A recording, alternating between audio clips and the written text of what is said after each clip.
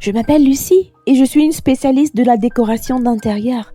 J'ai 40 ans et je suis évangéliste, maman d'un enfant et grand-mère de triplés depuis peu. Avant de continuer l'histoire, n'oubliez pas de cliquer sur la cloche de notification afin d'être notifié à chaque nouvelle histoire postée. Et si vous avez été touché par l'histoire, n'oubliez pas de cliquer sur notre lien PayPal afin de nous aider à toucher plus d'âmes. Merci. Je suis née de 2 parents merveilleux. Mes parents étaient les meilleurs du monde. Ils m'ont couvert d'amour, d'attention, d'affection et surtout, ils avaient la ferme conviction que tout dépendait de la parole de Dieu. C'est vrai qu'on ne peut jamais avoir une vie parfaite, mais la vérité est que mon enfance l'était. J'avais des amis qui pleuraient à l'école parce que leurs parents se disputaient tout le temps. Certains pleuraient parce que leurs parents ne leur fournissaient pas tout ce dont ils avaient besoin. Et je me demandais juste comment c'était possible, parce que les miens étaient impeccables. Mes parents m'ont donné tout ce que je voulais, et je n'avais donc aucune raison de me plaindre. Je leur ai toujours promis que je ferais le reste de leurs jours les meilleurs, et ils m'ont dit qu'ils avaient vraiment de la chance de m'avoir comme enfant.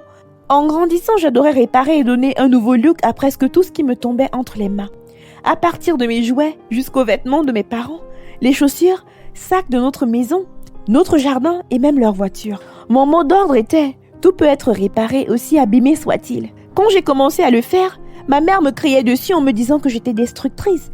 Mais mon père lui a dit de m'observer et de voir comment se termineraient mes expériences. Au bout d'un certain temps, ils s'aperçurent tous les deux que je n'avais qu'une envie, donner une nouvelle vie à des choses que je trouvais anciennes et qui avaient perdu de leur valeur. Le temps a passé et j'ai grandi et je suis devenue une très belle femme. Je suis tombée amoureuse de David, un bon ami à moi à l'université, où j'ai étudié le design d'intérieur et la décoration.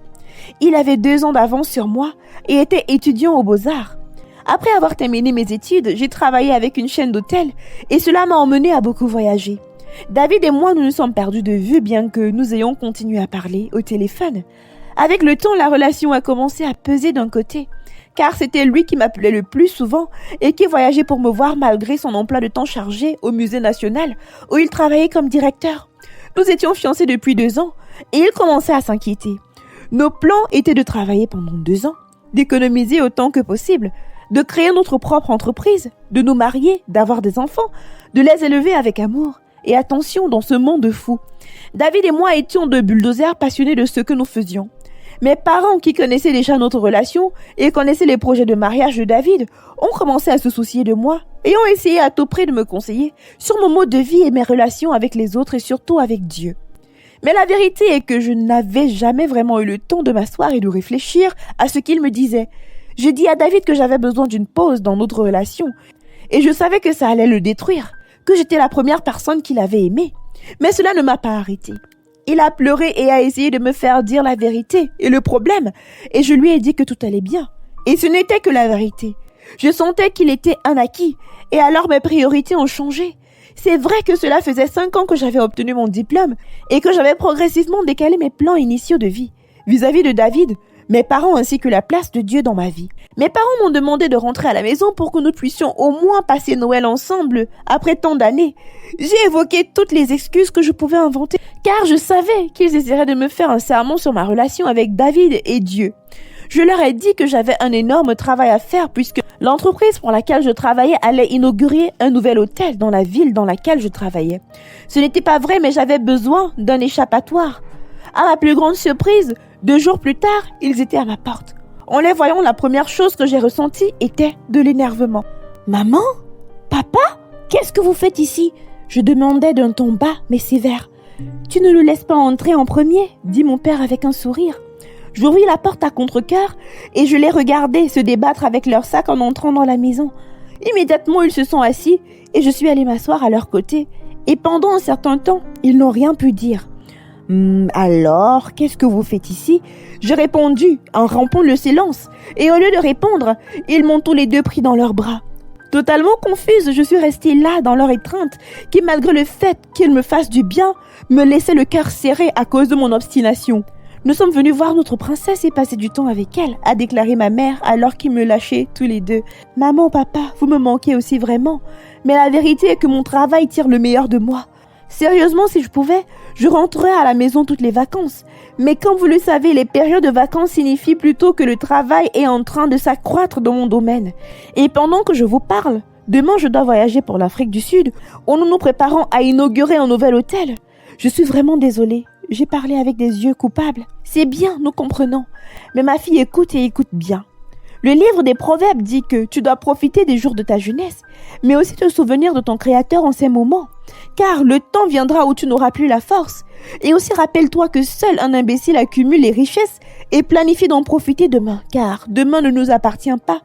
Vanité des vanités, tout est vanité. Nous prions pour que le Seigneur t'apprenne à compter tes jours sur cette terre, ma fille. J'avais vu tous les visages de mon père, mais je ne l'avais jamais vu aussi sérieux. Quelque chose semblait être si étrange. Quoi qu'il en soit, j'ai juste chassé la pensée de ma tête et je lui ai dit que je l'avais entendu. Ton père a raison, ma fille. Tu passes ta vie à voyager d'un endroit à l'autre, rencontrer des personnes nouvelles qui sont de parfaits étrangers, visiter de nouveaux endroits, mais tu n'as jamais visité une église. Qui crois-tu t'aidera dans ton malheur? Ces parfaits inconnus? Le travail? Tes collaborateurs que tu vois à peine? Te souviens-tu de tous les enseignements des histoires bibliques que nous t'avons donnés? Te souviens-tu de la façon dont tu as promis de toujours prendre soin de nous? Tu te souviens de tes projets avec David? Réfléchis bien, ma fille. Je vous ai entendus tous les deux. Je vais y réfléchir, j'ai répondu à contre-cœur, puis leur ai montré leur chambre. Très tôt le matin, nous avons prié ensemble et ils sont partis pour l'aéroport. Je leur ai demandé pourquoi ils partaient si tôt et ils ont dit qu'ils voulaient rentrer chez eux à temps pour assister à la messe du dimanche soir. Dès qu'ils sont partis, je me suis rendormie et je me suis réveillée 1 heure plus tard. J'ai pris un bain chaud et j'ai choisi les vêtements à mettre pour mon programme de la journée. Quelques amis et moi réservions nos dimanches pour le spa, le shopping, le restaurant, en fait, toutes les choses folles que nous ne pouvions pas faire en semaine. Nous travaillions toute la semaine, donc le dimanche était le seul jour où nous pouvions nous faire dorloter. Alors que je choisissais mes vêtements, puis mon téléphone a sonné et je l'ai ramassé. J'ai décroché et c'était un numéro inconnu. La voix au bout du téléphone m'avait dit que mes parents étaient impliqués dans un accident horrible de voiture dans lequel ils avaient perdu la vie. Il m'a fallu quelques secondes pour réaliser réellement ce qui se passait. J'ai pris ma voiture et j'ai filé à l'hôpital. J'ai insisté pour les voir, mais les médecins ne m'ont pas laissé le faire. Après s'être assuré que j'étais un peu calme, ils m'ont emmené voir la dépouille mortelle de mes parents.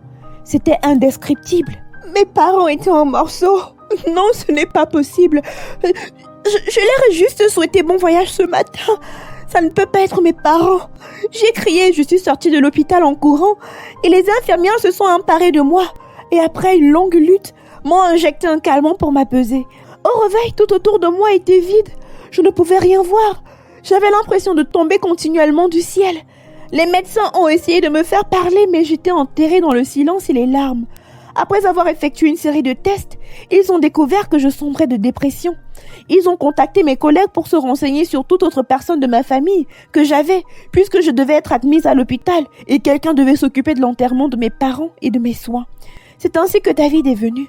S'est occupé de tout ce qui concernait les dépouilles de mes parents et leur a donné un enterrement convenable. Je suis restée à l'hôpital pendant 5 mois et il a quitté son travail pour rester avec moi. Quand j'ai enfin repris mes esprits, il m'a parlé et j'ai eu très honte. Quel genre de monstre suis-je? J'ai tué mes parents. J'ai presque détruit ta vie. Regarde-moi, David. Dieu m'avait tout donné, mais l'égoïsme m'a égaré. Je ne suis pas digne de lui. Pourquoi devrais-je garder la foi? Pourquoi ne suis-je pas simplement morte? Pourquoi? J'ai parlé en fondant en larmes.